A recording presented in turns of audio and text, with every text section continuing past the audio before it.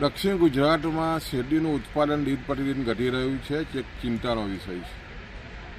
તમે જુઓ તો જે રીતની સ્થિતિ બનતી જાય છે, ખાસ કરીને સુરત શહેર જે ઝડપથી વિકસતા સમગ્ર વિશ્વનું સૌથી ઝડપથી શહેર છે અને શહેરીકરણને કારણે લગભગ 2 લાખ એકર જમીન, તમે જુઓ તો ઓલપાડ હોય, કામરેજ હોય, પલસાણા હોય, સાથે ચોર્યાસી હોય, બારડોલી સુધી 2 લાખ એકર જમીન તમે જુઓ તો એને થઈ ગઈ છે, નોન એગ્રીકલ્ચર થઈ ગઈ છે.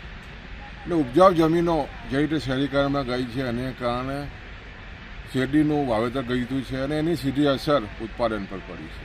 ફાટે ગ્લોબલ વોર્મિંગને કારણે જે શેરડીનું ઉત્પાદન એકરે 45-50 ટન થતું હતું, આજે ઘટીને એવરેજ 22 થી 25 ટન થઈ ગયું છે. એટલે બીજી બાજુ તમે જુઓ તો જે ભયંકર રોગ, ખાસ કરીને શેરડી જે બારવાની જે પ્રમાણ આખા દેશમાં સૌથી વધારે શેરડી બળેલીનું પ્રમાણ હોય તો ગુજરાતમાં, ખાસ કરીને દક્ષિણ ગુજરાતમાં છે.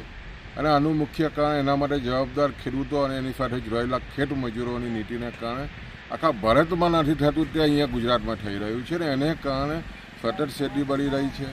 બીજી બાજુ પર્યાવરણનું નુકસાન થઈ રહ્યું છે અને છેલ્લા 50 વર્ષથી સતત શેરડીનો પાક જે રીતે પોષકક્ષમ સારા ભાવો સહકારી મંડળીઓ આપ્યાના કારણે ખેડૂતો પણ સતત જે રીતે શેરડીનું વાવેતર કરી રહ્યા છે એને કારણે જે રીતે પાક ફેરબદલી થવી જોઈએ ન થવાને કારણે શેરડીનું ઉત્પાદન ઘટી રહ્યું છે.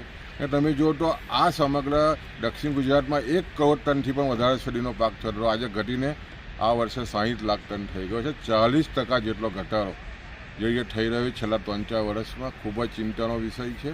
અને અમારું તો એવું માનવું છે કે આવનારા દિવસોમાં ખેડૂતો અને સંચાલકો જો ન જાગશે તો સુગર ફેક્ટરીઓ ધીરે ધીરે ક્રમશઃ 2-3 બંધ થઈ છે. આવનારા દિવસોમાં સુગર ફેક્ટરીનું જે સમય છે ખૂબ જ ખરાબ સમય આવી રહ્યો છે. એટલે તમામે સંગઠિત થઈને પાક ફેરબદલી અને સાથે નવી ટેકનોલોજી જે AI ટેકનોલોજીનો ઉપયોગ કરવો પડશે.